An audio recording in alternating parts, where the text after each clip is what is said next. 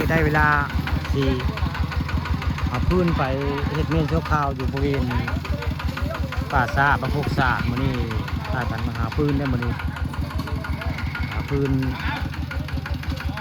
ไปเผายายสมเมียลุงพูนมื้อนี้งานขอดำเพิ่นได้ค่ะฝันคำผสมได้มาภาพพากันมาหาพื้นอยู่ปากกลุ่มบ้านพกซานะปากกลุ่มบ้านพกซาตำบลนาดานอำเภอเตาง้อยนี่เราพาย3 คันได้มื้อนี้พาย3 คันได้มาหาพื้นไปเฮ็ดเมนชั่วคราวอยู่บริเวณป่าซ่าบ้านพวกศาสตร์งานขาวดำของยายสมเมียลุงโขนบ้านพวกศาสตร์ตำบลนาดานอำเภอเตางอย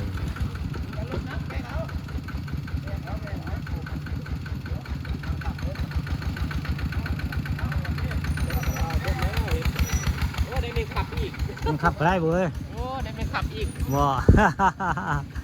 แม่มันตุ้ยเลยเว้ยแม่ขับมาโอ้ยอ้วนเลยแม่มันตุ้ยเลยเว้ยนี่จะเป็นบริเวณปากกุ้งบ้านโคกศาสตร์พี่น้องในป่าสนุนของชาวบ้านโคกศาสตร์ได้บ้านโคกศาสตร์ในปากกุ้งยังหลายพี่น้องใกล้อำเภอจะได้แต่ปากกุ้งเทียบพี่น้องนี่ปากกุ้งนี่จะไม่กุ้งบริเวณ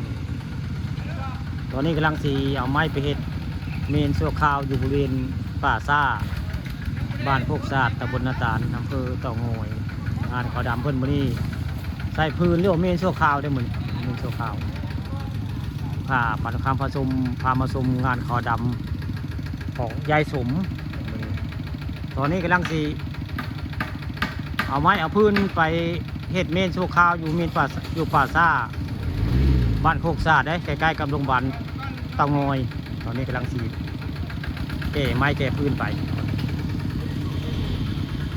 รถไทย3 คันได้รถยนต์คันนึงมาทำกัน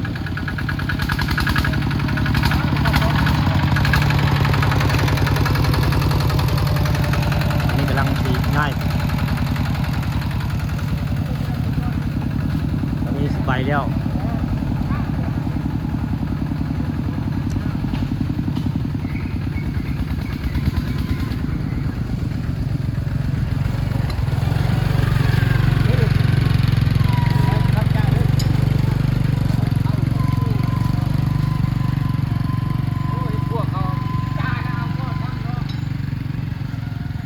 เห็ดพวกเขาเห็นเขาก็จะเอาคู่เดียวแล้ว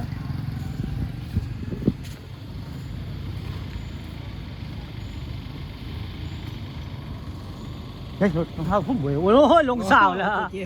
โอ้ยลงสาวแล้วลงสาวเลยโอ้ยอยู่พวกคือเดียวเลยเนาะลงสาวแล้วเขาก็ได้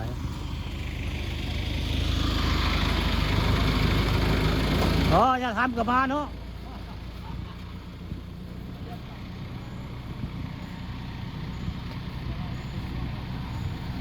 ตอนนี้กำลังสีผู้ได้กำลังสีอัน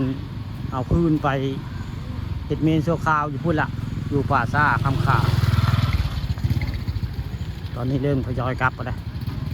รถไทย3 คันมูลนิธิไม่ไปเห็ดไม่เลียนลำหรือว่าเมนชั่วคราวมันผู้ข่าปั่นคำผสมมูลนี้มาภาพบรรยากาศในบริเวณปากกุ้งบ้านโคกศาสตร์อันนี้ญาติของยายสมเพิ่นขอไม้นำญาติเพิ่นได้มาเห็ดขอไม้เล่นลำตอนนี้ก็ได้เวลากลับแล้ว